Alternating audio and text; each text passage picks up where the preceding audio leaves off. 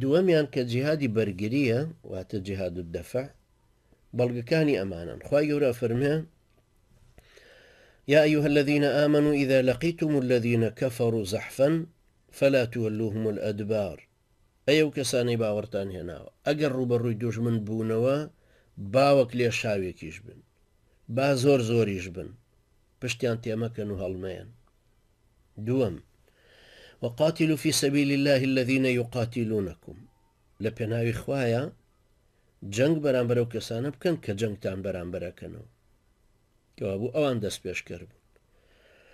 سێهەم هەر لە بەقەرەیە فەرمێ فمن اعتدى عليكم فاعتدوا عليه بمثل ما اعتدى عليكم. هەر کەسێ دەستدرێژی کردە سەرتان و سنووری بەزاندن، ئێوەش بەو شێوەیە و ئەندازەیە سنووری ببەزێنەوە و دەستی لێ بۆشێنەوە وەکو کە ئەو وەشاندوێتی.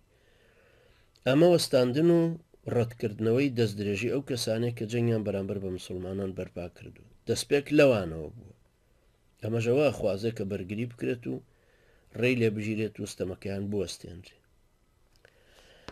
شيخ الإسلام ابن تيمية رحمة الله بهر لو كتابها الاختيارات الفقهية للاپەڕە 309 ئەفەرمێت جەنگی بەرگری سەختترین و گرنگترین ڕەتکردنەوەی دەسەڵات و ستەمی هێرشهێنەرانە بۆ سەر پیرۆزیەکان و بۆ سەر دینەکە.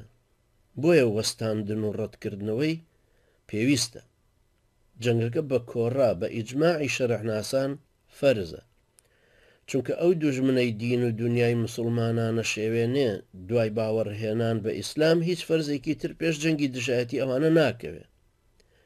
العدو الصائل الذي يفسد الدين والدنيا ليس أوجب بعد الإيمان من دفعه. يعني لا شيء أوجب بعد الإيمان من دفعه. بۆیە هیچ مەرجێکیشی نییە هەر ئەوە فەرمێ بە هەر جۆرێک بێ کە لە توانایە هەبێ ئەبێ ئەم جیهادە بکرێ کە جیهادی بەرگری کردن.